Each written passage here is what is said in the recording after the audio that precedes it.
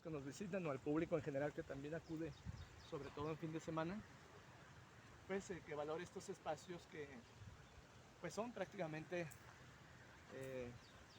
áreas que nos hablan de la vida presente, pero también de todos los procesos históricos que ha tenido este lugar, ¿no? Aquí delante de este puente está la cueva de Juan Chávez. Esta es básicamente una recreación de lo que representaría el escondite de este personaje que pues se considera que pues hizo de las suyas por allá a mediados del siglo XIX y se le atribuye dentro de su comportamiento que hacía uso precisamente de espacios subterráneos, dígase acueductos antiguos o cavidades en las montañas, como lo es el caso particular de las cuevas que se cree que se encuentran en el Cerro de los Gallos. Vamos a regresar, vamos un poquito hacia acá, vamos a citar esto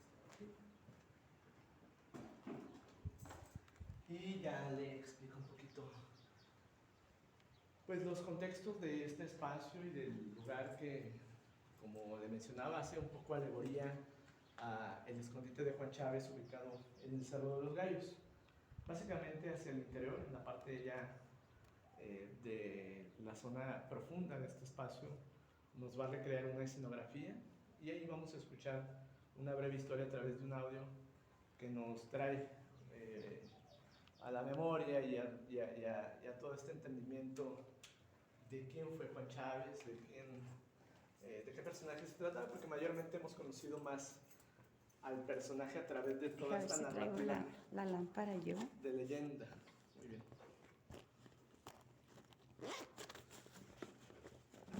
Aquí hacemos de hecho un breve alto. Por lo regular luego vamos indicándole a las personas que se vayan conduciendo de la manera en que les voy a ir describiendo. Esto es, ahorita antes de que ingresemos entro yo y luego posteriormente hago la señal para que comience a avanzar el público. En este caso, ahorita voy a avanzar yo y así, unos segunditos y luego entonces le hago la señal para que ingrese. Por lo regular, ingresamos así a oscuras. Traigo mi lámpara y es la única que se enciende. Yo les voy sugiriendo ¿La apago? de repente. Creo que sería lo mejor porque vamos a ir, cuando lleguemos a la parte, digamos, central de este espacio, se va a ir iluminando poco a poco. Ese es el sentido un poco de la dinámica que aquí vivimos. Okay. Voy a ingresar un poquito yo. Te espero. Ajá. Y yo le voy a dar la señal para que avance. Yo me voy a acercar un poquito, ¿eh? Sí, sí. Para que no haya así como que la inquietud de que... Es que no veo nada. Sí, sí. Eso es un poquito la dinámica que llevamos hasta Sí. pero no se va por ahí. Nani. Ahí aguárdame un poquito. Claro que sí.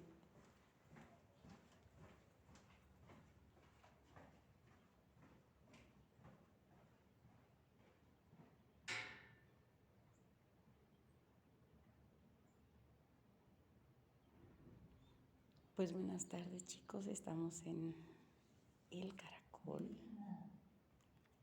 Estamos en un recorrido y vamos a esperar la señal de Mike para poder ingresar y que ustedes puedan apreciar lo que viene siendo esto, que es el acueducto del Caracol.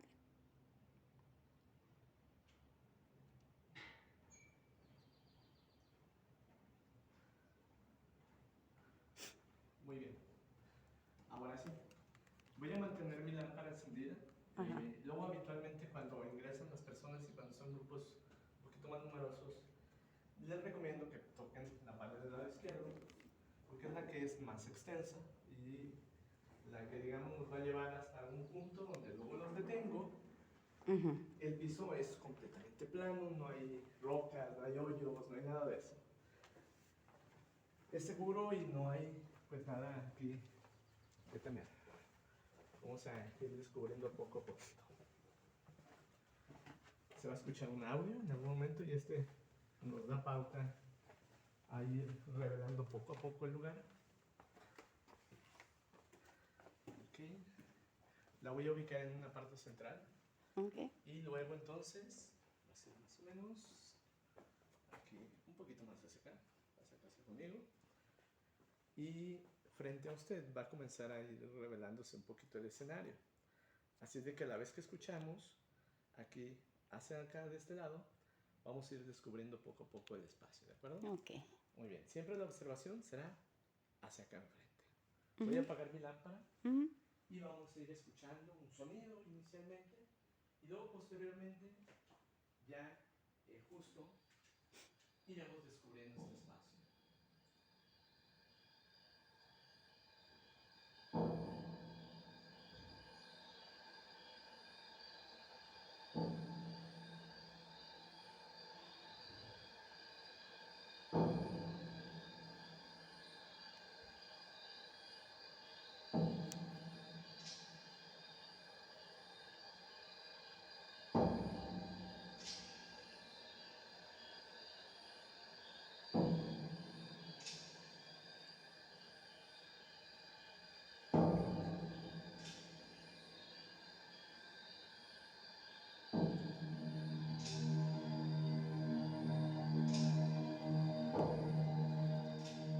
Cuenta la leyenda que aquí en Aguascalientes, en el siglo XIX, existió un bandolero nacido en la hacienda de Peñuelas, llamado Juan Chávez.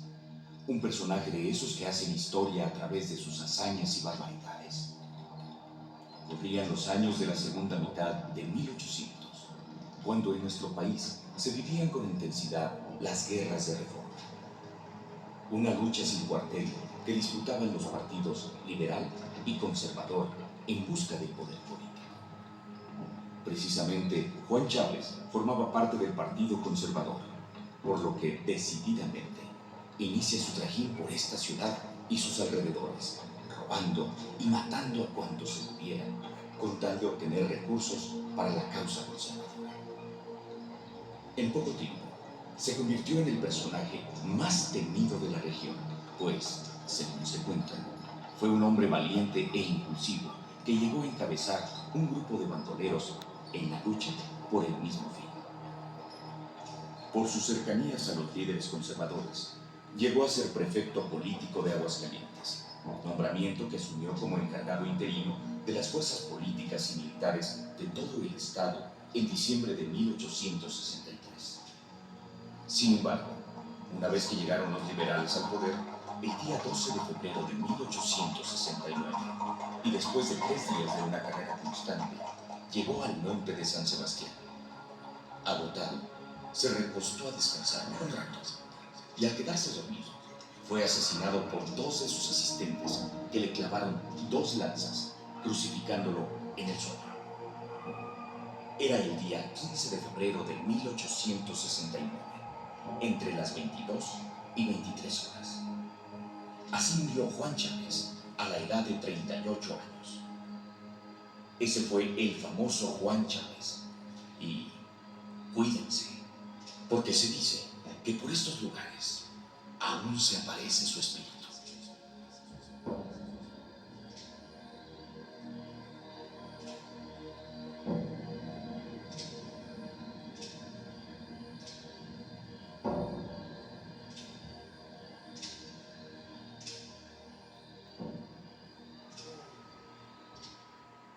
Bueno, pues es una historia breve que nos describe un momento muy particular sobre la relatoría que corresponde a este personaje. Ahí vemos pues una alegoría de sus tesoros, a él y sus compañeros que le acompañaban aquí al interior de este espacio. El lugar era bastante amplio, incluso se mencionaba que entraba cabalgando hacia el interior de sus escondites en el garante, que era su caballo favorito, y que también por allá vemos una figura que lo representa. Finalmente aquí hablamos un poquito del contexto histórico en el cual Juan Chávez pues hizo famoso en nuestro territorio, y que pues no solamente pues nos quedamos con esta especie de Robin Hood hidrocálido, ¿no? Porque robaba a los ricos para dárselo a los pobres. Hay personajes en distintas partes de la República que son algo similares a Juan Chávez, o Juan Chávez a aquellos otros personajes, como Chucho el Roto, ¿no? Sin embargo, este hombre, Juan Chávez, aquí está representado en esta escultura, que finalmente también luego en sus rasgos físicos se cree que pues era muy parecido a don Benito Dávalos, el dueño de la hacienda de Peñuelas, que fue su padre.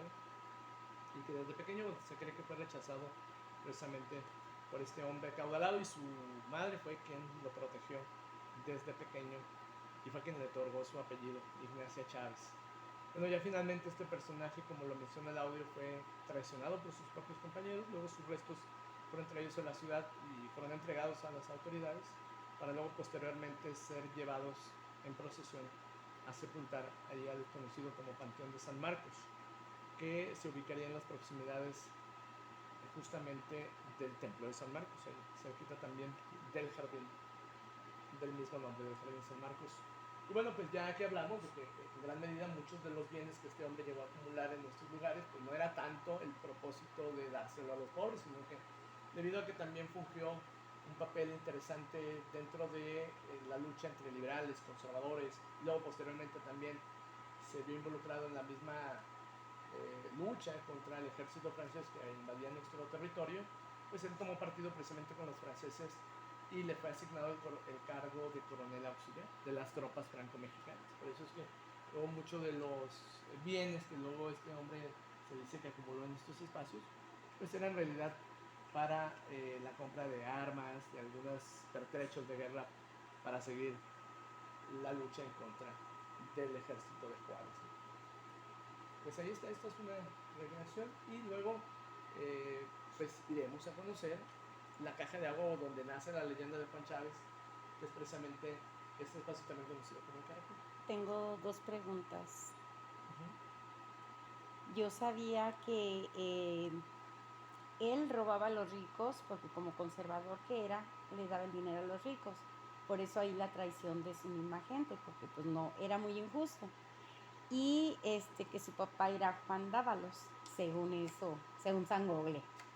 Sí, ahí se utiliza el nombre de Juan, en ocasiones también Benito Dávalos. Ajá. De hecho, Juan Chávez tiene un medio hermano, sí reconocido por don Juan Dávalos o Benito Dávalos. Medio hermano, ajá. Romualdo Dávalos, quien luego sabemos que a la Se muerte unió, de Juan ¿verdad? Chávez adquirió una serie de fincas alrededor del Jardín San Marcos. Hay quienes especulan que parte de la compra de esas fincas se haría con el recurso que Juan Chávez le habría dado antes de ser ultimado por sus propios compañeros allá en San Sebastián el Álamo, municipio de Encarnación de Díaz, en La Chona. Pues hay varias hipótesis del por qué este hombre pues obtenía riquezas, y bueno, pues sí, dicen que mayormente concentrados ataques hacia las personas que eran contrarios políticos en su momento, ¿no? Uh-huh. Y no tanto pues para dárselo a los pobres. Muchas veces estos recursos pues eran más bien dirigidos para sustentar la lucha contra sus adversarios políticos. Él llegó a ostentar el cargo de prefecto político durante solamente 3 meses. Ese es, yo diría, más que ser el gobernador, porque finalmente también tenía el dominio político de nuestro territorio, pero también de la regiduría de la dirección militar también en nuestro territorio, ¿no? Entonces era un personaje bastante poderoso en su momento, y que finalmente terminó siendo traicionado por sus compañeros, que dicen que luego no le repartía lo que obtenían producto del robo y el saqueo, ¿no? Uh-huh. Por eso es que, por cierta inconformidad, se menciona que al final le traicionó. Qué bárbaros. Qué bárbaros. Muy bien. Y Está bueno, pues muy buena la historia. el espacio se conforma con algunos elementos como los que vemos por allá de aquel lado, que evocan un pasadizo secreto. De aquel lado hay otro, y donde vamos a observar, si yo dirijo la luz de mi lámpara hacia allá, pues vamos a encontrarnos pues ahí una escena un poquito ¿Vas adelante? misteriosa. En realidad nada más iluminamos desde aquí un poquito. Ok. Para observar a la distancia esto que luego pues causa un poquito de temor de repente a quienes no advierten de inmediato esto. Sí. Pero hace alegoría también pues a esta terror psicológico que se dice que manejaba Juan Chávez, colgando a sus enemigos en las proximidades de estos túneles, de estas cuevas, y que con ello pues advertía de alguna manera que desafiarle o introducirse para tomar el tesoro, pues ese iba a ser su destino, ¿no? La muerte. Sí. Y bueno, también eran puntos de escape, sitios que finalmente Juan Chávez era perseguido por uno y otro territorio, tanto en Jalisco como en Aguascalientes. Y pues estos el cómo se construían o cómo se conformaban estos escondrijos, pues le permitían escapar con cierta facilidad.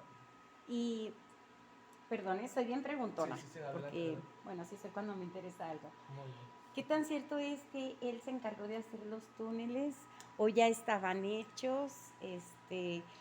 Y si realmente el túnel sí fue usado por él, Bien. el de aquí. En definitiva, por ejemplo, el Caracol es una construcción que data de 1730, imposible que él la haya construido, ¿no? Él nace en 1831, prácticamente 100 años después. Pero, bueno, pues justamente cuando la vida de este personaje cobra auge y que menciona que él utiliza toda una red de túneles muy intrincada, tanto que tendrían como vocación conducir agua como otros que se habrían construido con otro propósito, pues hubiese sido factible que los hubiera utilizado. Sin embargo, detalles muy precisos o información que nos dé con certeza el que los haya utilizado, eso es lo que resulta más incierto, ¿no?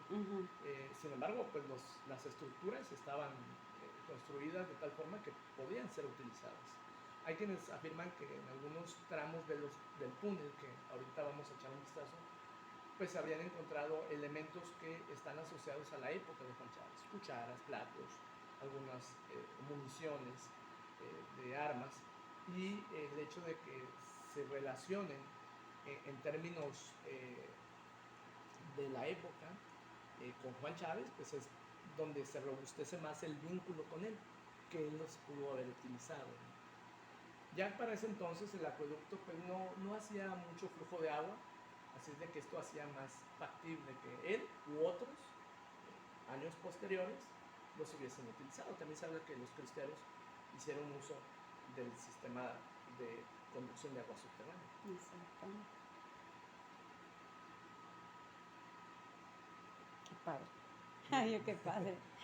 Pues esto es una regresión. Ahora vamos al sitio donde nace la leyenda, que es el Caracol. Propiamente es así como le llaman a la caja de agua, o digamos la parte núcleo del sistema distribuidor de agua de origen colombiano.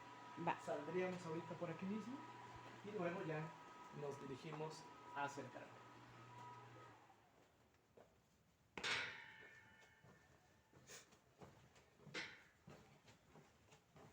¿Nunca te han asustado aquí? ¿Has entrado solo? Me imagino que sí, ¿verdad? Muchas veces. Hay muchas historias que incluso no necesariamente, por ejemplo, yo las experimente, vaya, que escuche o que observe. A veces, pues ha tocado más bien que personas que vienen acompañando el recorrido, pues dicen sentir, dicen observar, dicen escuchar cosas, ¿no? Que luego habría que ver, pues qué tanto es sugestión y qué tanto, pues por ahí percibieron algo que no está dentro del entendimiento tan sencillo, ¿no? ¿Pero a ti en lo personal? No. ¿Nunca? Pues hay cuestiones luego de repente que pueden resultar ahí un poquito como más difíciles de entender. Yo lo pongo en ese término, en razón a que de repente pues algún sonido. Hay quienes mencionan que pues el lugar luego ha dejado capturado algún tipo de sonido y que por cuestiones físicas luego esos sonidos pueden reflejarse en la actualidad, ¿no? Cuando esto habría ocurrido en épocas distantes. Por ello, exacto, pues habría que ver qué tanto es ahí el volver a escuchar algún sonido, alguna manifestación del pasado aquí en este lugar, ¿no? Entonces, ahorita este es el acueducto. Lo que vimos en la caja es, la recreación de la cueva de Juan Chávez. Ajá. Lo que vamos a ver en un instante más es el punto donde nace el acueducto del Caracol, que originalmente pues abastecía la villa cuando ésta se conformaba de pues algunos caseríos pequeños, como sobre todo los que se ubican ahí en el barrio de Triana, El Encino, que finalmente luego se hace uno solo. Y es ahí donde había mayor concentración de población, así es de que desde por acá se les enviaba un poco de agua para los distintos propósitos, ¿no? Esa es la caja de agua. Ajá. Está construida de matacán, que es un derivado volcánico, y que finalmente, pues aquí en las proximidades de esta edificación era que se extraía también este material pétreo con el cual sabemos que se construyeron también otras edificaciones en el centro histórico de nuestra ciudad. La caja de agua se constituye como el punto... Perdón, no hay problema si te pongo. ¿No hay problema? No. Ok. Ahí, bueno, No lo hice por respeto, sí, pensé que no. No se apure. Bueno, en esencia esto que llamamos el caracol o la caja de agua es el nombre técnico que se le da a esta infraestructura de carácter hidráulico y de origen colonial. Se complementa con otro elemento que está aquí en la parte donde fluían las aguas del antiguo arroyo de los Macías o de la Macías. Justamente las aguas provenían desde la parte oriente, eran escorrentías básicamente que finalmente todos estos flujos, incluyendo, según se relata en algunos documentos que describen las características de esta obra, también había una escorrentía de algún manantial aquí próximo. Ambas vertientes fluían hacia el Cedazo, que es un sistema filtrante, es una galería debajo de este como piso rocoso que se colocó ahí en 1730. En sí, la obra fue ordenanza de don Matías de la Mota Padilla, que era el entonces alcalde de la villa, que pertenecía justamente a este territorio, a la conocida como Nueva Galicia. Y bueno, pues todas estas aguas finalmente convergían hacia este punto, donde vemos pues características arquitectónicas que nos evocan también un poquito la arquitectura mudéjar, la arquitectura catalana, que ya de por sí este tipo de obra ya traía influencias de países de Medio Oriente, debido justamente a que esta arquitectura española pues ya habría sido influenciada en algunos de sus rasgos por la arquitectura de Medio Oriente, ¿no? Vemos precisamente esta bóveda catalana, que fue parte de la reconstrucción que se hizo cuando el espacio se recupera. En algún momento este lugar, pues, literal, quedó en abandono, y al establecer aquí ya un proyecto de recuperación de no solamente este elemento, sino otros que aquí se integran, pues se pudo recomponer precisamente la bóveda. Aquí tenemos un respiradero o lumbrera, que es un paso que finalmente generaba un poco de ventilación a las aguas que venían en flujo a una profundidad aproximada o promedio de 8 metros. El sedazo básicamente era este filtro, viene de la palabra sedal y quiere decir colador o filtro. Entonces es luego lo que le da nombre al parque hoy en día, a la presa y al arroyo que se conduce hacia el poniente. Entonces, perdón, este ya estaba, ¿no? Sí, algunos Se me hace elementos. que aquí era donde el que yo te contaba. Sí, evidentemente aquí algunas zonas se reconstruyeron. Esto es, vemos que la bóveda es la que quizás usted no la observó. No, no estaba. Porque justamente pues, se colapsó en algún momento, producto de diferentes factores, ¿no? Entre ellos, pues es una obra que acumula una humedad considerable. Originalmente debió de haber tenido esta estructura un aplanado, un enjarre, que pues le haría un poquito distinto a lo que vemos con la roca desnuda actualmente, ¿no? La escalinata pues también se recompuso para justamente descender hacia la parte baja. Ya prácticamente esta escalinata al paso de los años fue desapareciendo y era imposible bajar hasta la parte profunda, ¿no? Ya con el cúmulo de pues, elementos que se habían afectado, pues todos prácticamente se concentraron en la parte baja, y eso implicó que pues la gente, o pudiéramos ver toda esta zona justamente despejada, ¿no? Hoy en día sí, ya podemos ver justamente el pequeño ducto, es aquí donde inicia el acueducto propiamente. Hay una rejilla aquí en la parte central del piso, que es donde va el flujo del agua a través de una pequeña canaleta. En realidad el acueducto no es que fueran grandes torrentes, no eran galerías filtrantes que iban recepcionando el agua que se infiltraba, y además pues la que ya conducía desde esta sección hacia la villa. Hay una serie de grados de inclinación hacia la ciudad, y su punto de desembocadura era en el conocido como Jardín de la Paz. Hoy en día nosotros lo conocemos como el Jardín del Encino. Y bueno, pues como mano de obra se utilizó prisioneros, algunos mineros de la región de Tepesalaya Cientos. Se cree que también aquí participaron en esta excavación, que era pico y pala, algunos esclavos de raza negra que habrían sido también traídos a este lugar para darle un poquito de mayor celeridad a la obra, ¿no? En 10 años hay un dato que nos habla de la dureza del trabajo. En 10 años habrían excavado 400 metros de 3.972 que tenía como extensión original. Y este es el lugar que la gente dice que era el La cueva. escondite de Juan Chávez. Aquí es donde te decían o todo o nada. Sí, es donde se mencionaba que desde el interior una voz como de ultratumba sentenciaba eso, ¿no? Habría que, si se encontraban con el tesoro en algún punto, porque también luego esto lo manifiestan para la cueva del Cerro de los Gallos, donde quien decía, pues, era la voz de Juan Chávez con la que marcaba esa sentencia.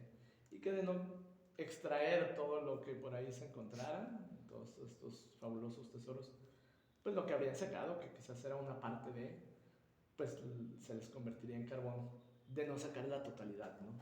Diablos, me arrepiento de no haber entrado, chivo. Sí, sí, sí. Pues hay que se llegaron a aventurar en su momento, aun cuando esto no estaba restaurado, y Sí. finalmente era algo complicado, ¿no? Porque Eran como unos escalones que, pues yo creo como de este tipo de material, pero estaban ya como, ya no tenían, no estaban esquinados ya, estaban desgastados literal, ya se confundía uno con el otro y luego tan pequeñitos, tan angostitos, que tú decías, es que, pues bueno, yo era una niña, pero haz de cuenta que era el tamaño del escalón, entonces sí era como que enlamado, tú decías, había me riesgo, voy a ¿no? dar O sea, en la sí. Mauser. Sí, sí, sí, por Entonces sí era supuesto. mucho riesgo, pero te juro que sí nos atrevimos nada más a hacer esto. O sea, literal, asomarnos, pero luego nos echábamos chascarrillos entre mi primo y yo, decíamos, ¿y si nos dice o todo o nada? ¿Y que no los vamos a llevar, menso? O sea, niñerías, ¿verdad? Pero Sí, no, y dicen que el difunto finalmente no deja nada y que finalmente lo cobra, ¿no? ya Entonces, sé. hay quienes, cuando luego mencionan que el difunto señala dónde está el tesoro, pues es porque va a pedir algo a cambio y luego de repente no es algo, digamos, pequeño. Hay quienes No, pues dicen ahí le que sí, dejaba a claro. mi primo. Ahí este cargo y te lo dejo. Sí, Sí, exacto. porque eso es lo que se dice en las historias de los tesoros, ¿no? Y es lo que se decía de Juan Chávez. Te pongo y escarbas, pero ahí te meto para que cuides el tesoro. O sea, Claro. eran los guardianes, mentados guardianes de los tesoros. Y se decía que eso era lo que él hacía. Entonces, pues, ay no, qué padre. Sí, y finalmente, bueno, pues de repente, evidentemente sí, la historia de esta edificación, que es muy interesante, y además lo que costó, ¿no? Excavar casi 4 kilómetros hasta el encino a pico y pala, pues no es poca cosa. Y bajo un suelo que era de una dureza bien, bien acentuada. Como tepetate. Ajá. ¿No? Pues sí. Entonces, durísimo, por eso es que luego traen más refuerzos, traen prisioneros que habían cometido delitos no graves y que como parte de la condena era desarrollar esta labor tan exhaustiva, no tan fuerte. Luego perdemos un poco de vista precisamente por toda ese impregnado de leyenda, pues el valor que tiene este espacio y que en su momento fue un testimonio del manejo del agua, ¿no? Que eso me parece muy importante hoy en día destacarlo, debido a que pues, Aguascalientes hoy en día es uno de los territorios que carece del vital líquido, es poca el agua que tenemos para uso de las personas que aquí habitamos. Y es por lo cual con nuestros visitantes hacemos esa reflexión, ¿no? Del cuidado, de que hace muchos años incluso se acentuaba bien utilizar el agua de manera correcta y que hoy en día, si bien tenemos tecnologías muy avanzadas que procesan el agua, pues también, a pesar de, digo, además de, pues quizás utilizar estas tecnologías y todos estos procesos de reuso, pues es importante que el agua que tenemos en disposición precisamente le demos un manejo correcto, ¿no? Y que no nos quedemos sin agua, ¿no? Exacto. Agua, pues evidentemente va a existir en el territorio, pero va a ser un porcentaje mínimo el que podamos utilizar. Y es que yo creo a lo mejor la gente piensa que porque estamos en manantiales o porque abunda el manantial aquí en Aguascalientes, siempre vamos a tener, y pues no. Sí, nos quedamos con esa idea de que el mismo nombre de Aguascalientes lleva implícito el nombre del... ¿Gustas una pastillita? Muchas gracias. Pues este término, si bien lo trae implícito ahí el nombre de nuestro territorio, finalmente creo que es una circunstancia que ya no tiene nuestro territorio. Al paso de los años hemos perdido superficies que infiltraban agua. Cada vez hay más fraccionamientos, cada vez hay más planchas de concreto y menos espacios que infiltran el agua al acuífero. Entonces, también aquí pues hacemos la reflexión de que la gente debe de valorar todas estas áreas que permiten que el acuífero que está bajo nuestra superficie pues pueda abastecerse del agua, ¿no? Y que nosotros pues podamos tener agua en nuestros domicilios. Exacto. ¿Y allí cómo vamos a pasar? ¿Está bien bajito o nada más es la pura entrada ahí? Esta parte ahorita está en proceso de rehabilitación. O sea, esta zona se está reforzando precisamente con algunas estructuras de bóveda para evitar que haya colapsos, que haya algún tipo de afectación en su estructura interna. Entonces, por encima, durante muchos años pasaron el desfogue de las aguas de la presa del Cedazo durante décadas y estaba desgastando los suelos en la parte superior. Entonces, se generaron algunos proyectos para que el agua no golpeara directamente las estructuras superiores. Así es de que ahorita está en un proceso de rehabilitación. Podemos echar un vistazo a la salida del túnel. Okay. Y es un poquito más grande. ¿Cuánto mide? Este trayecto mide poco menos de 70 metros. Y ahorita le comento dónde saldríamos, que es en un trayecto hacia el poniente, que va un poquito zigzagueando, aunque aquí es una línea como recta, pero después al interior ya va generando ahí algunas curvas. Aquí en algún momento sí puede prenderse una pared, si también hay necesidad de utilizarla o apuntar alguna sección más enfocada ahí.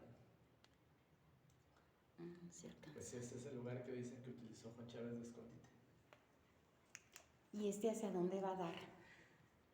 Ahorita tiene una línea hacia el norte, hacia el poniente, perdón. Por eso es que luego mucha gente decía que este lugar desembocaba en el Cerro del Muerto. Ajá. Porque efectivamente había una línea hacia allá, pero luego después, ya avanzado hacia el interior del túnel, luego la obra subterránea torcía hacia la parte norte, conduciéndose por debajo del barrio de la Salud y finalmente desembocando al Jardín del Encino. Posteriormente había una canaleta que ya hacia el exterior, ya no de forma subterránea, abastecía de agua la fuente del Obrador, que era la fuente que está donde actualmente se encuentra el inicio del paso desnivel de José María Chávez. Ese era, digamos, el otro segundo punto que abastecía de agua desde aquí. Y bueno, sabemos que luego el manantial de Ojo Caliente también irrigaba agua hacia la villa. Y de ahí también se proveía un poco las personas. Otros métodos, pues algunas norias, algunos pozos. ¿Esta agua está estancada, no tiene es agua negra? ¿Es agua sucia? Es agua que tiene una serie de sedimentos en el fondo, por eso es turbia. No es agua como la que originalmente teníamos, porque había una circulación constante del agua que se ubicaba aquí en este punto. Finalmente, esto es la fosa de decantación. La fosa de decantación tenía una función muy específica. Inicialmente el agua cruzaba sobre este lecho de rocas, que de alguna manera los arrastres ahí se retenían. Esto es algunas hojarascas, alguna naturaleza muerta, se retenía en el Cedazo y luego posteriormente que ingresaba acá, pues ingresaba todavía con algunos lodillos, con algunos elementos que finalmente se requería retenerlos y esto es lo que hacía la fosa de decantación. Los sólidos iban al fondo y el agua en un pequeño salto seguía su curso hacia el poniente. Y entonces después los mismos trabajadores de la villa ingresaban aquí, extraían algunos de los lodos para que siguiera la captura de los sólidos. Okay.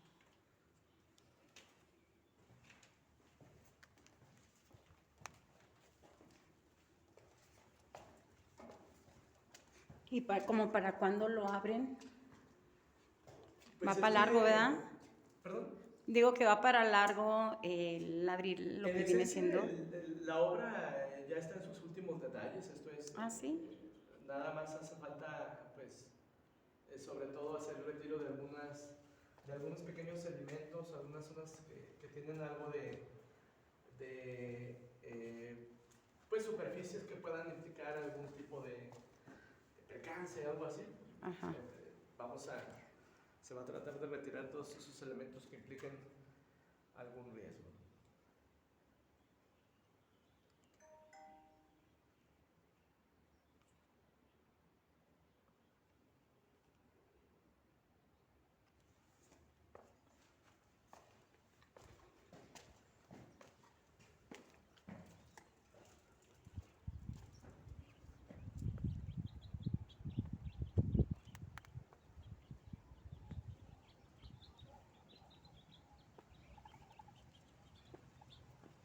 Achis, me vine mal, ¿verdad?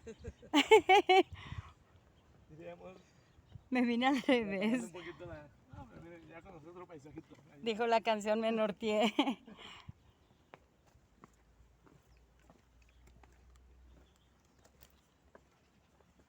Sí, este es el sedazo. Este es como empedrado. Por debajo hay una galería filtrante. El agua fluía. Recordemos que no existía como tal el bordo de la presa. Estamos hablando de 1730. No existía como tal la presa del Sedazo. Y los flujos venían hacia la parte oriente. Pasaban por aquí. Se infiltraban.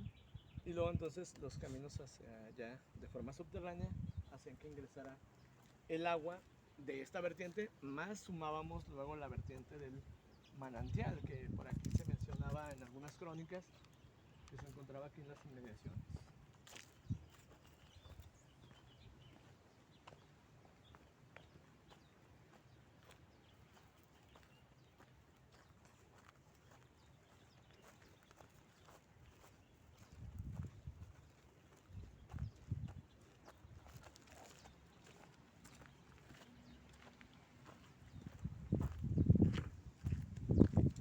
Buenas tardes. Este es el foro del Caracol.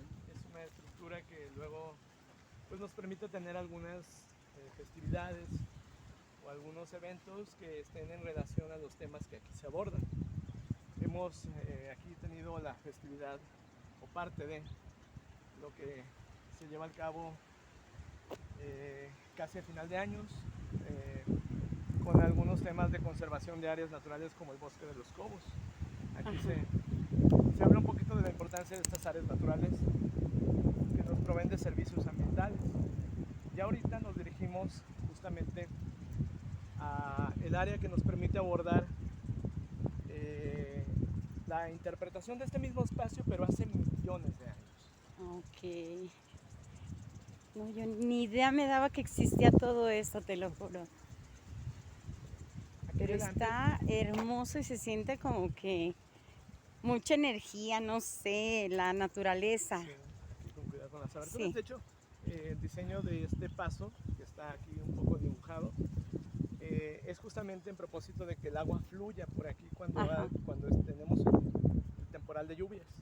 Entonces, desfoga la presa. Este es uno de los puntos por donde lanza sus excedentes de aguas para evitar inundaciones hacia otras zonas que son visitadas por nuestro público aquí al Parque El Sedazo, y luego se conduce el agua hacia el arroyo del Sedazo, que finalmente desemboca hacia el río San Pedro. Ok. Próximamente tendremos un área de interpretación allá al fondo, que sería nuestro pequeño museo.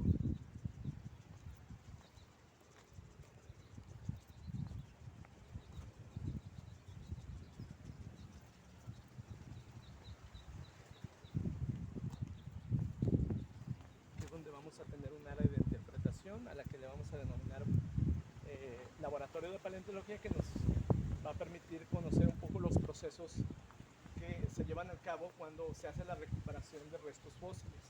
¿Han Todo- encontrado restos fósiles Sí. aquí? Sí. ¿Cómo cuáles? Nos vamos a ver por acá. Ok.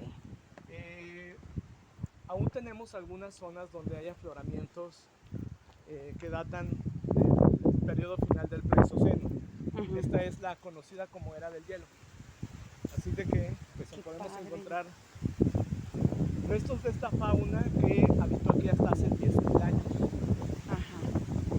Bien, vamos a dar como la vuelta. Vamos a torearla. ¡Ay! No, por acá. Aquí tenemos un puente de las Mulitas. ¿De la qué? De las Mulitas. No sé si lo llegó a ver completo o al menos sus No. 11 columnas. Tenía 11 columnas. Ahí vemos la segunda en la parte central, es la más alta. Esta es la más ancha. Y nos habla justamente de una obra que tenía la función de permitir el paso al parecer se conectaba con el conocido como camino a pilotos o camino que venía de San Luis Potosí, Ujú. y luego entonces mayormente fue utilizado eh, por estos trabajos que se realizaban para conducir el matacán a través de animales de tiro, esto es las mulas. Pasaban por ahí eh, sobre un puente que tenía 11 columnas, hoy en día son ¿De aquí 4, era puente hacia Ujú. acá? Hasta allá, hasta el otro lado. Oh. Entre estas dos había otras columnas, en total eran 11. ¿Y por qué mulas? ¿Por qué el nombre de mulitas? Porque eran estos animales, las mulas, los que se utilizaban como tiro para Oh, jalar ya. un carrito y en el carrito transportar el matacán. El matacán es ese mismo tipo de roca con la cual se construyó. Lo vemos también en el Teatro Morelos, Ey. lo vemos en los laterales, o en el Templo de la Purísima.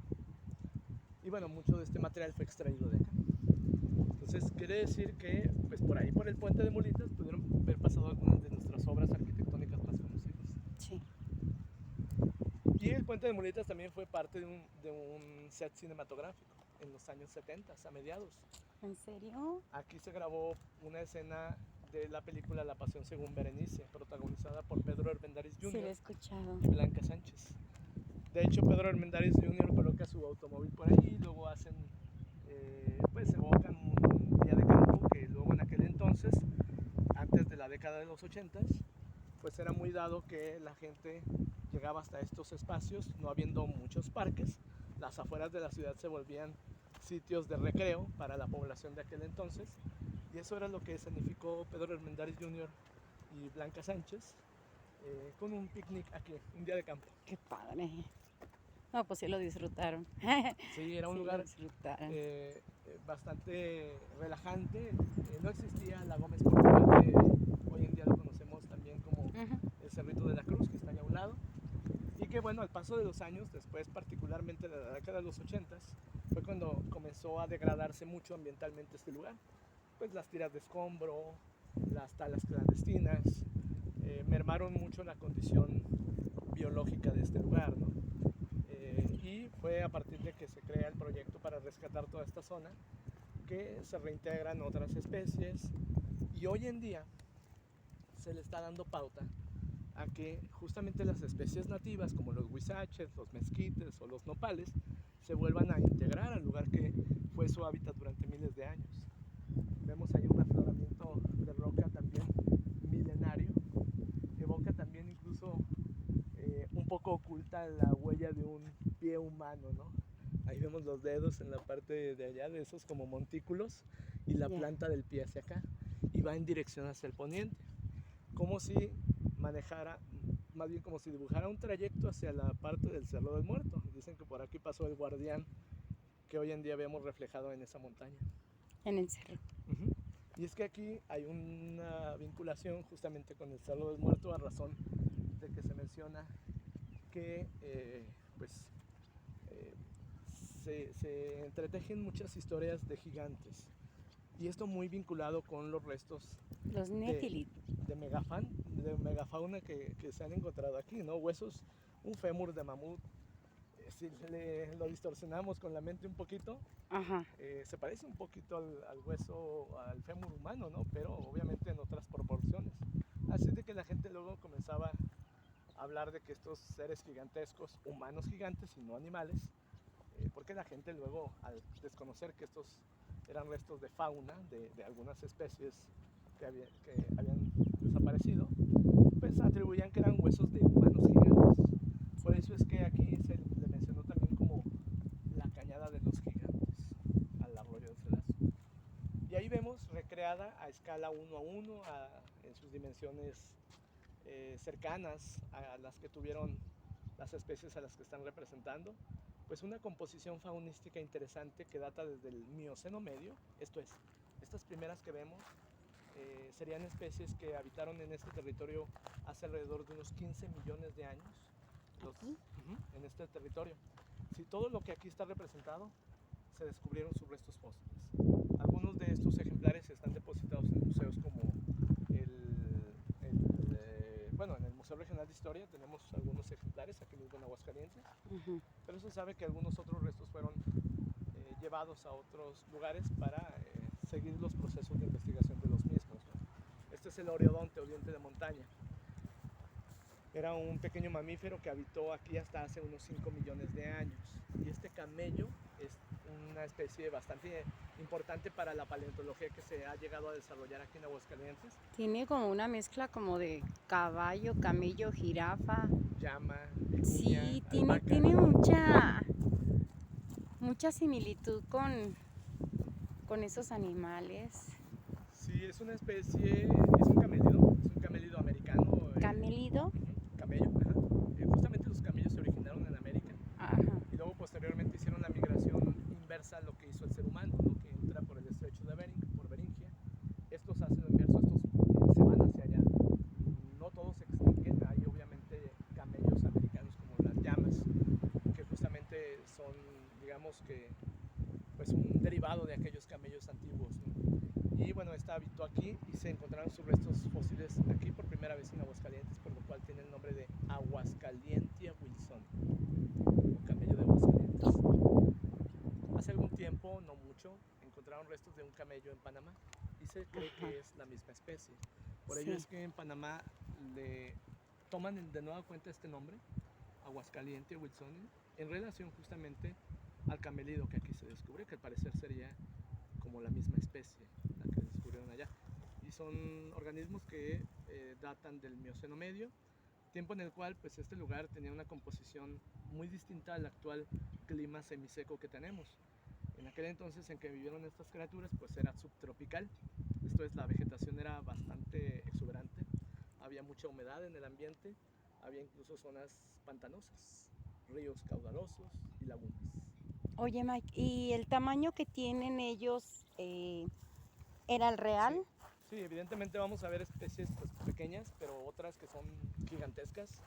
Algunas que nos parecen un poco desproporcionadas, sin embargo, pues sí, son muy cercanas.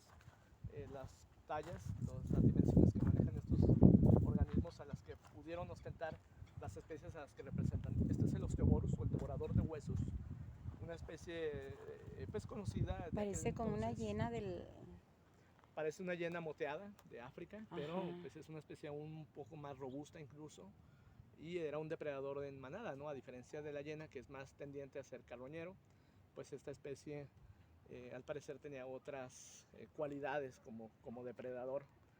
Y también igual una especie del Mioceno medio, una criatura muy robusta, otros lo conocen como perro hienoide, porque hace como esa combinación anatómica entre una hiena y un perro, ¿no? Un cánido. Uy, no, a mí me sale uno de esos y no Sí. sé cómo le haría, pero yo creo que me subiría al... En definitiva, sí nos sacaría un buen Este sí susto. tiene como que un tamaño más pequeño Es muy pequeño. al que se ve que es el de ahorita, pues, ¿no? Sí, por supuesto. En relación a la... Digo, si comparamos este rinoceronte con el rinoceronte actual que habitan algunas regiones en África, en Asia, pues justamente esta especie es mucho más pequeñita.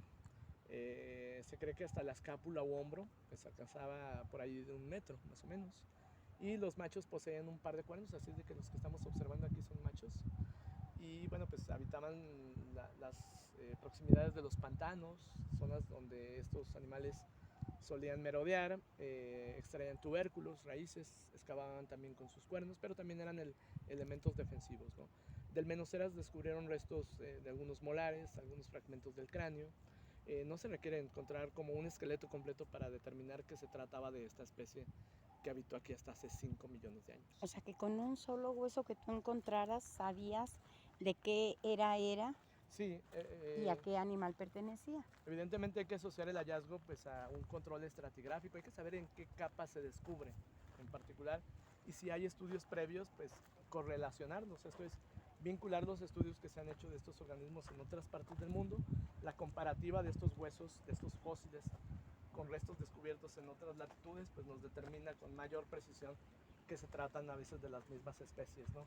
Ya a partir de aquí encontramos a este félido, este felino que es conocido como el tigre de diente de sable. Diente de sable. No es exactamente un tigre, no, es un felino de grandes proporciones, aunque no era el más grande que habitó en este lugar durante la era del hielo. Sí el más llamativo por esos enormes colmillos, por su apertura de mandíbula que pues alcanzaba hasta los 120 grados, finalmente utilizaba esos distintivos caninos pues solamente hasta el final que ya tenía sometida su presa, ¿no?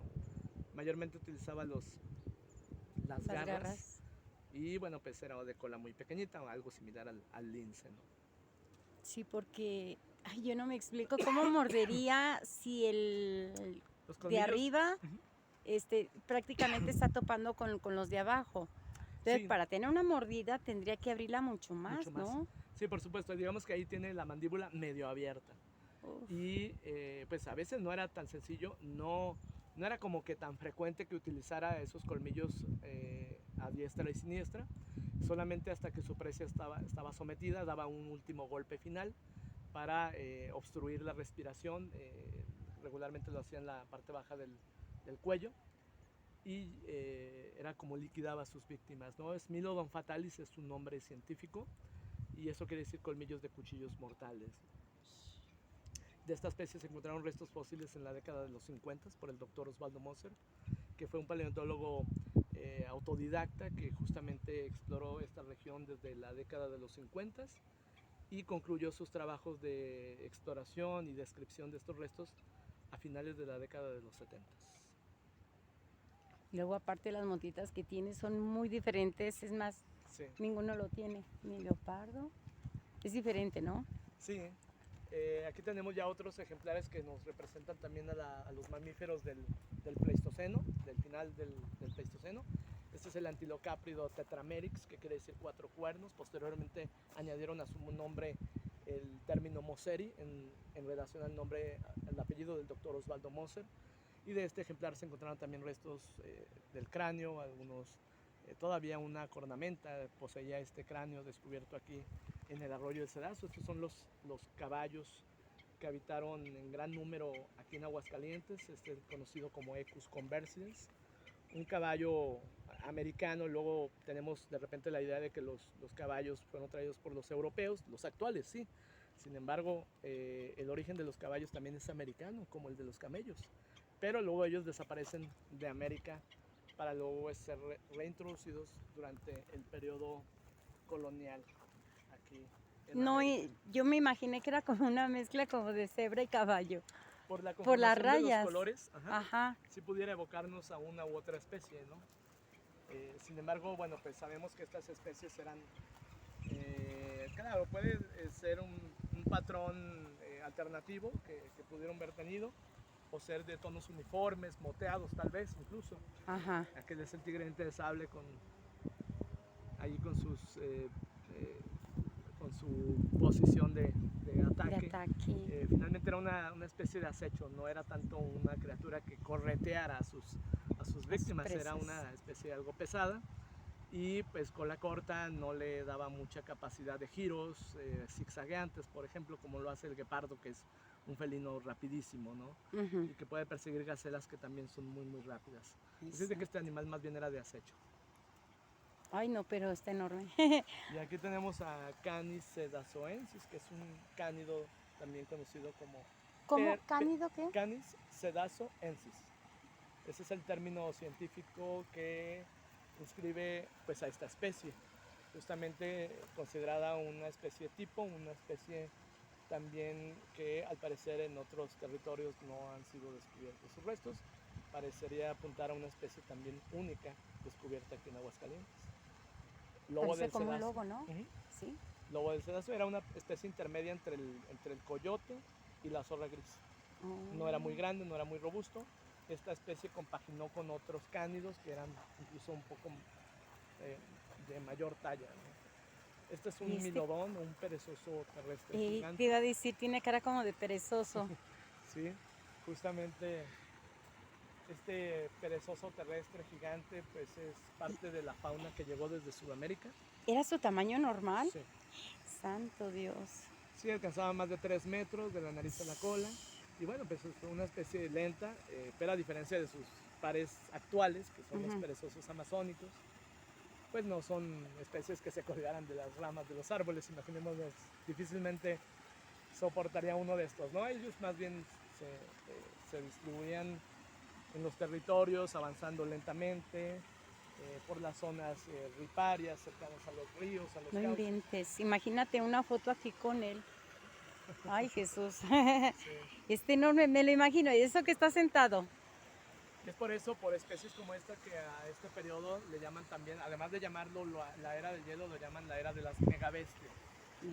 Porque Eran justamente enormes. grandes mamíferos, grandes criaturas que evidentemente, pues en el caso de este, tendrían que andar comiendo grandes cantidades, tanto del follaje de los árboles, como también no despreciaban de repente algunos otros alimentos como la carroña o algunos insectos. Ujú.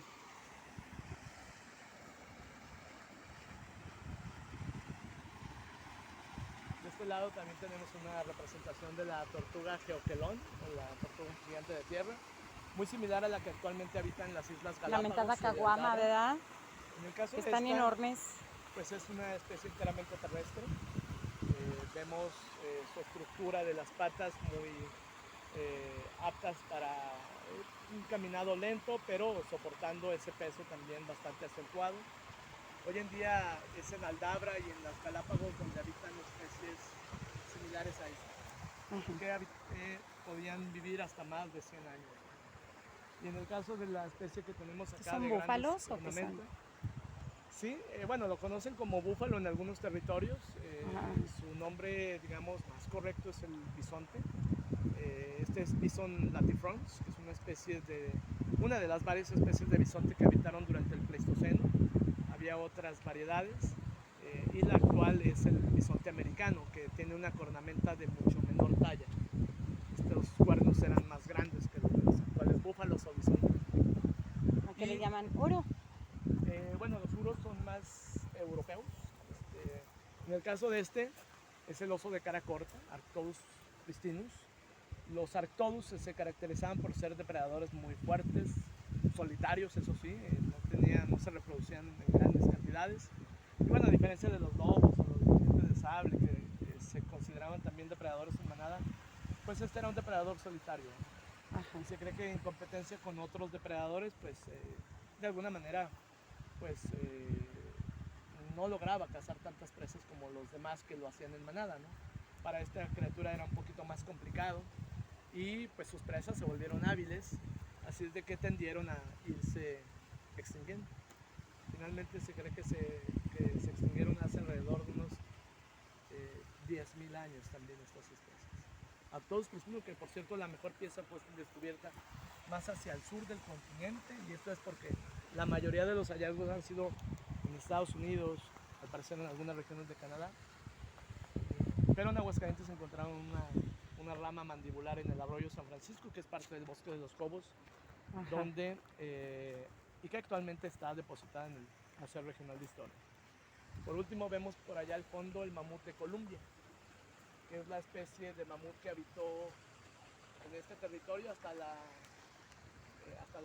extinción de la megafauna, ¿no? Hace 10.000 años. Una especie que constituía un gran mamífero de unas 10 toneladas de peso. Hay casos extraordinarios en los cuales pues, se ha considerado que algunos han alcanzado hasta peso de 12 toneladas, un poco más de 4 metros hasta su hombro o escápula. Ajá.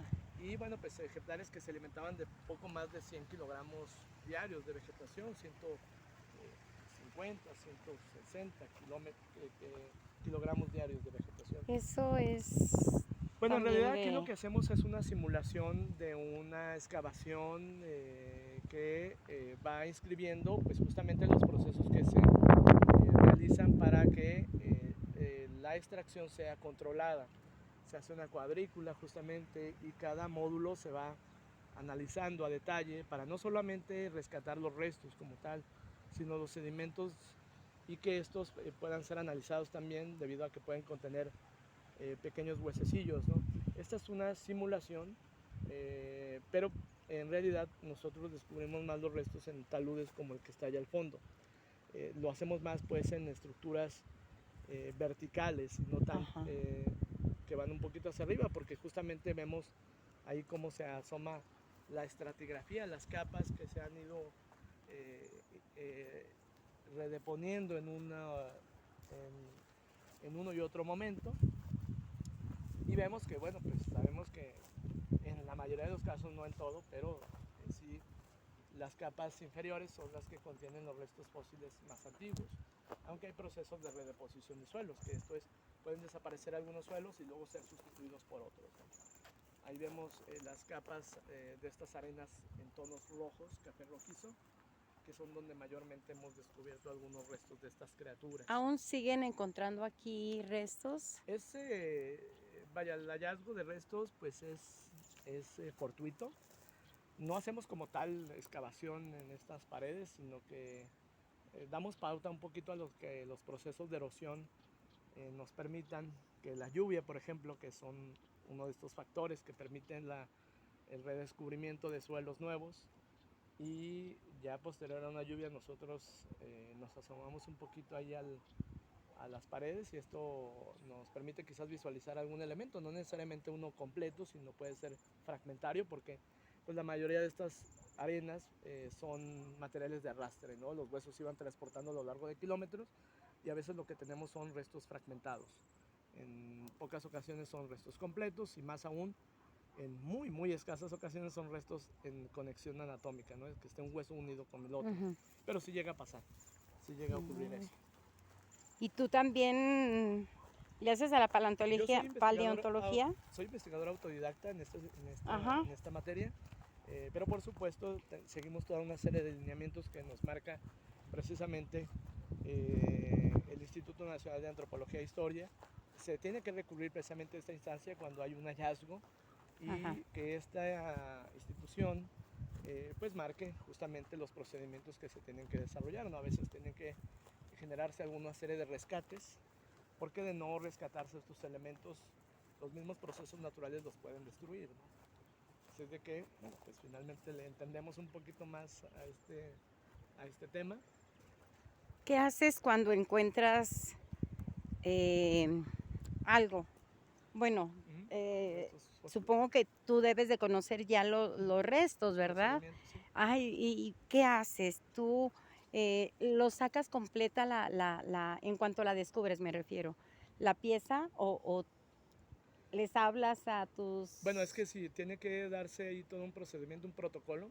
En algún momento yo fui parte de un proyecto ahí de rescate Ujú, y pues justamente cuando el ejemplar pues estaba susceptible a ser destruido por los propios procesos naturales de arrastre, ujú, pues quizás habría que intervenirlo en el momento, ¿no? Pero hay otros restos que tienen que ser intervenidos de manera gradual. Esto es, muchas veces cuando hay huesos que están en conexión o en asociación eh, anatómica, pues evidentemente va a tardar incluso varios días, varias semanas en poderse recuperar estos restos, ¿no? Hay huesos que no necesariamente se tienen que extraer del sitio por diferentes factores, ¿no? Porque no están necesariamente ahí en riesgo o que se puedan perder. Pueden ser diagnosticados ahí en el mismo sitio. Pero sí, se tiene que recurrir, y esto es un llamado, por ejemplo, de las personas que en algún sitio llegan a encontrarse con restos posiblemente que correspondan a esta fauna o a otros de otras épocas, e incluyendo pues también a restos de algunas otras culturas, ¿no? Que ya son restos más recientes. Pues sí habría que dar aviso, en este caso a Lina, para que haga una evaluación del hallazgo y se procede al rescate. Porque finalmente son restos que son parte del patrimonio de la nación. Aun cuando yo los descubriera, aun cuando los descubriera otro investigador, pues finalmente son parte del legado del patrimonio de nuestro país. Exacto. No me imagino si este es el tamaño original del mamut. Normalmente lo conocemos porque está peludo. Sí, es otra especie. Este no, porque supongo que es de otro lado, de otra especie. Aunque habitaron en el mismo periodo, en los mismos periodos, este corresponde al mamut de Columbia, que al parecer su distribución abarca desde la parte centro de Estados Unidos hasta la región de Centroamérica. Así es de que eran zonas que, si bien un poquito más hacia allá, esa parte norte, eran zonas frías. Finalmente su distribución más amplia fue acá en México, por ejemplo. Y pues si bien había climas fríos en algún momento, pues tendían a ser un poco más cálidos que hacia el norte, que es donde vivieron sus primos, ¿no? Hacia la región de Siberia, Canadá, toda esa región era más fría. Y por eso es la cubierta de pelo que en el caso de aquellos mamut pues hasta alcanzaba 1 metro de largo, ¿no? En estos pues era un poco el pelo escaso en la parte superior. Y la oreja es más pequeña, es más ¿verdad? pequeña, efectivamente, que los elefantes. La anatomía se parece un poquito al elefante asiático. Los elefantes africanos son también de orejas mucho más grandes que las del asiático. Imagínate a Aladín ahí subido allí en el... ¿Cómo se sube? No sé si es lo que no me explico. Hay algunos, según las películas, ¿verdad? El elefante se sienta para que, o se acuesta para que se suban. Sí, pues pero yo creo que ni acostándose lo alcanzo yo. Imagínate, yo creo que lo que viene siendo allí en la pata no le llego, pero no, para nada. Sí, eran criaturas verdaderamente... Sí, enorme. monumentales. ¿Cómo cuántos metros medirá de aquí al lomo? La medida de los cuadrúpedos se toma regularmente hacia la escápula u hombro. Y este alcanzaba en algunos de los casos casi 4 metros, ¿no? Y tenía una alzada un poquito mayor hacia la parte de atrás del cráneo. Esa era la parte, digamos, que más alta, ¿no? Y podía oscilar los 4,5 metros, incluso de altura, ¿no? ¿Y de la trompa a la cola? ¿Como cuánto pues, más o menos? Pues quizás andaba en los... Oye, ahora digo, por eso ya no estudio para no llevar matemáticas, ¿verdad? Lo que pasa es que era muy variable, ¿no? Sí. Había ejemplares, de hecho, los referentes un poco en cuanto al comportamiento también los asociamos a los elefantes, ¿no? Por supuesto, en dimensión eran más grandes estos que los elefantes, que el africano era mucho más grande, que siendo el africano más grande que el asiático, pues este todavía era más grande. Pero sí, el comportamiento se cree que muy similar. O sea, eran posiblemente matriarcales, posiblemente se distribuían en números de 10, quizás 10, 12 ejemplares, conducidos por una matriarca, ¿no? Y los colmillos, bueno, pues alcanzaban hasta 3 metros, mayormente los conocemos como colmillos, realmente son como dientes frontales, no son caninos como tal, no son dientes de enfrente que crecían así en gran medida para muchas veces como elementos defensivos, y también en otros casos, como en el caso de los mamuts del norte, pues removiendo un poco la nieve y sacaban algo de vegetación de debajo de ella. La trompita, bueno, pues era también para succionar un poquito de agua, también la tenían como un dedito, ¿no? El extremo de su trompita. Sí. Pueden afianzarse de vegetación. ¡Ah, qué padre! No, yo fácil no sobreviviría a esta era. Y vaya que sí hubo coexistencia entre seres humanos y esta megafauna. Al final del periodo de la era del hielo, pues ya había humanos acá. Y hay regiones en México, en algunas otras partes también de Norteamérica sobre todo, donde hubo cacerías de estos animales por los primeros americanos. Evidentemente eran culturas que desarrollaron sus hábitos de caza muy asociados a estas especies, como es el caso de la cultura Clovis en Nuevo México, que también en nuestro propio país existieron al parecer vestigios de esta misma cultura, con sobre todo las puntas de lanza que eran muy llamativas, ¿no? Estas de sílex, que eran especializadas para penetrar la piel de ya sea los bisontes o los mamuts, ¿no? Ajá. Aunque se sabe que pues estas especies, en vez de desafiar a un mamut, pues bien pueden haber cazado más un caballo sin que les implicara tanto riesgo, ¿no? Sí. No, pero pues yo creo que nosotros ni para una muela, ¿verdad? Sí, aunque finalmente luego también esto les daba pauta a generar estrategias para conservar carne, para conservar, incluso utilizaban hasta los huesos, las pieles, ¿no? Sobre todo más hacia el norte del continente de estas especies. Wow, está increíble. Y bueno, ya cada vez iremos mejorando más esta sección con algunas cédulas, con algunas réplicas que se colocarán, por ejemplo, en ese círculo, Ujú. para que la gente vea más o menos qué fue lo que se descubrió aquí por parte de los primeros pioneros de la paleontología aquí en Aguascalientes, que es el caso muy particular del doctor Moser, que era un paleontólogo de origen suizo, pero viviendo aquí en Aguascalientes. Ajá. Wow, pues qué descubrimientos y más.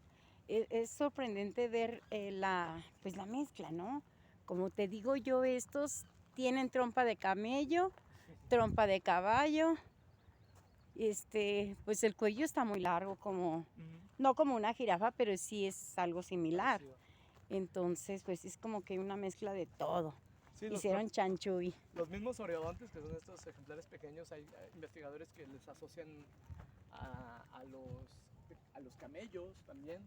¿En serio? Sí, hay quienes los asocian a los cerditos. Sí, Y más hay bien. otros que los asocian a las ovejas.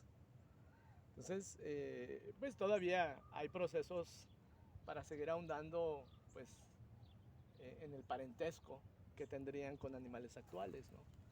Evidentemente, Sí. pues la evolución ha hecho que algunas de estas especies hayan presentado una serie de características que les permitían sobrevivir, ¿no? Ajá.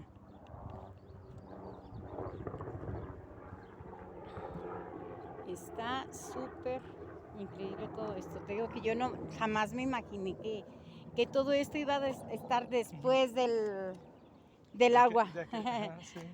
Sí. Sí, esto se puede también un poco significar como una isla, ¿no? Como una Ajá. isla que sobrevive en medio de la ciudad de Aguascalientes. Estamos rodeados de la ciudad y sin embargo, pues este lugar representa para muchas especies de aves y pequeños mamíferos que los vemos, sobre todo mucho su dinamismo, hablando de los mamíferos en la noche. En el día las aves andan por un lado y por el otro, aves acuáticas, aves canoras, aves rapaces, en esto que se constituye como una especie de archipiélago terrestre. Ajá. Y bueno, pues esto nos da, ahí está la otra columna del puente. Entonces, ahí se completaba un poquito. ¿Cuánto medía todo eso, ese puente? Más de 100 metros. Más de 100 metros. Y bueno, tantas rocas volcánicas que por ahí pasaron, que hoy en día están allá en el centro de la ciudad, constituyendo estas obras arquitectónicas que hoy en día son como muy emblemáticas de nuestro territorio. Hay que echar un vistazo hacia acá para poder reconocer nuestra identidad más antigua, ¿no? Ajá. Muchas veces, luego de repente, aquí en Aguascalientes, se suele no reconocer justamente esos elementos de identidad antigua que tenemos. Sí.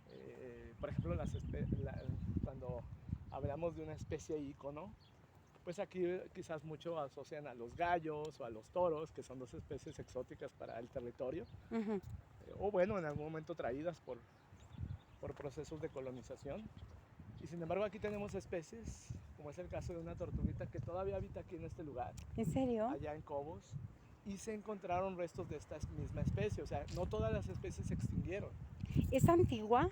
O sea, ¿como cuántos Sí, años tendrá? Hay un género de una tortuga que habita aquí. Ajá. El género como tal tiene viviendo por lo menos 100,000 años. Chin.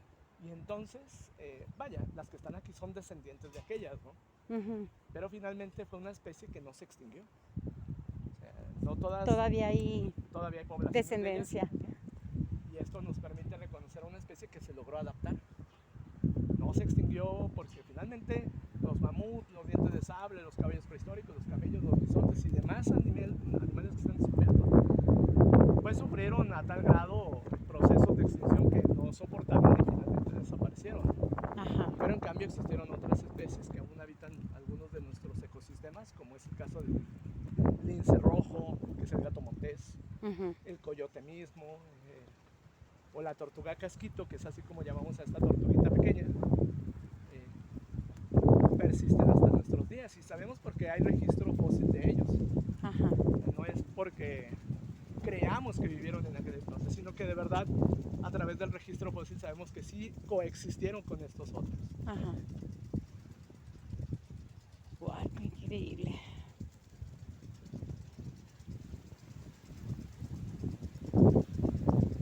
Es muy apacible el lugar, tiene una energía muy... Sí, sí se Muy siente, bonito. sí se siente.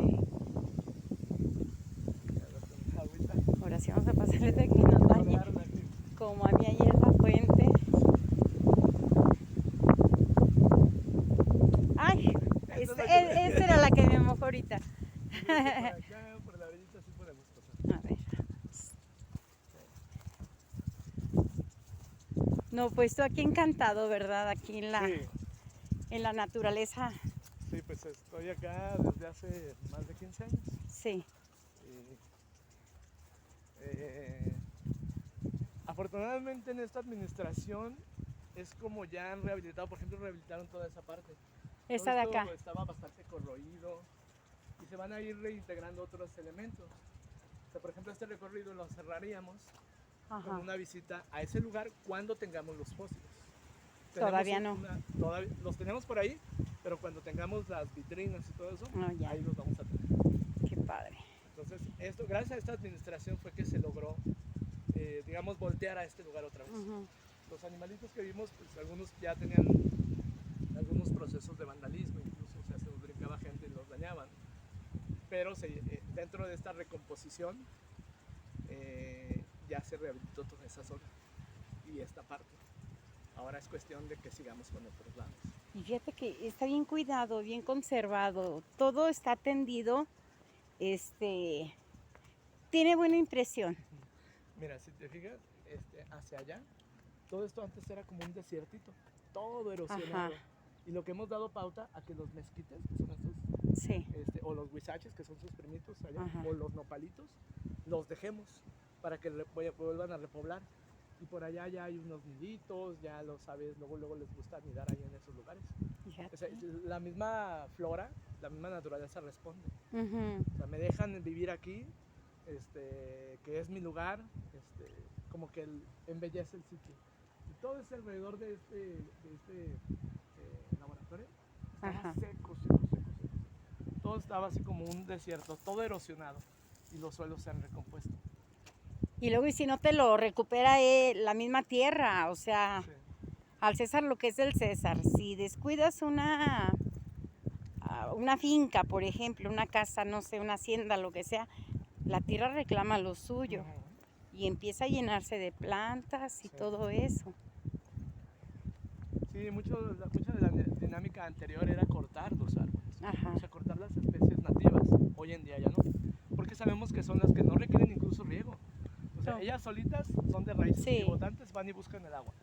En cambio, otras especies que no son propias de aquí, pues sí requieren de estar siendo regadas, ¿no? Regadas. Los pastos mismos, pero pues finalmente luego, pues a quien no le gusta lo verde, ¿no? Sí. Por eso es que tenemos que complementar especies de aquí, nativas, que son resilientes, que son muy aguantadoras, Ay, mamá.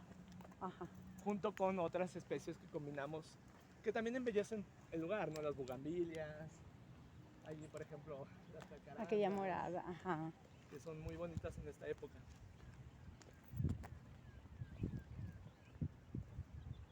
Wow, pues estuvo increíble, Mike. Nos dimos una buena caminadita y algo asoleados, pero pues finalmente Mira, mi conocemos. coca ya va como caldo. Pero Ya mira, parece caldo. cuando llega ya ahorita, no, No, pues al refri. o comprar una con hielitos y ya. Sí, hombre. Aquí guardan. La herramienta del jardinero, tenemos Ajá. un solo jardinero, pero bueno, a veces también yo le doy a la jardinería Qué y le damos los dos bueno. juntos. Es un parque de 11 hectáreas, Ay, mamá. o sea, es un lugar grande, Sí. no es poca cosa. Aquí se está haciendo un jardín polinizador y se fijan hay las mariposas, ¿no? Sí. Todas las mariposas que andan por ahí, las aves, Es una combinación de, esta es la monarca, es una que está ahí, porque les gusta mucho el algodoncillo, les gusta mucho... ¿Cuál es el algodoncillo? Esta florecita naranjadita, esta, Ah, ya, ey. les gusta poner mucho ahí sus capullitos. Esa va a florar lila, no me acuerdo la especie, pero bueno, se combina con estas otras donde hay jacaranda también.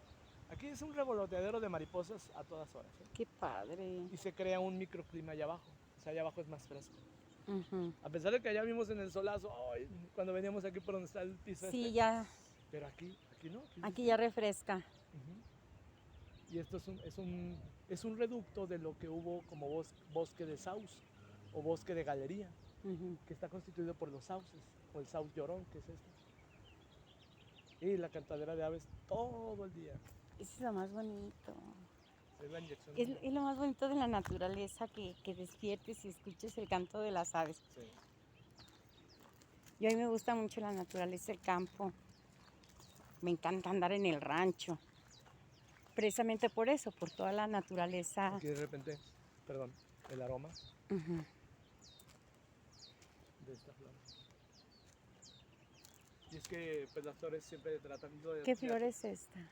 Ay, la especie ahorita no me acuerdo, pero sí, esta tiene el aroma muy similar al huele de noche. Ajá. Muy parecido.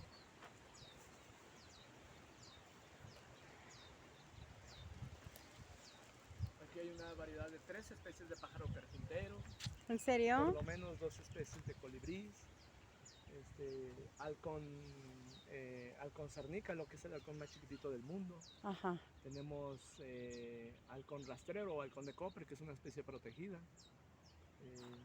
Es una cantidad ahí de aves canoras, petirrojos, mosqueritos, aves acuáticas, paloma de ala blanca. Muchos dicen que son palomas. No, esa es la paloma nativa. Ajá. Esa es la paloma de ala Sí. blanca.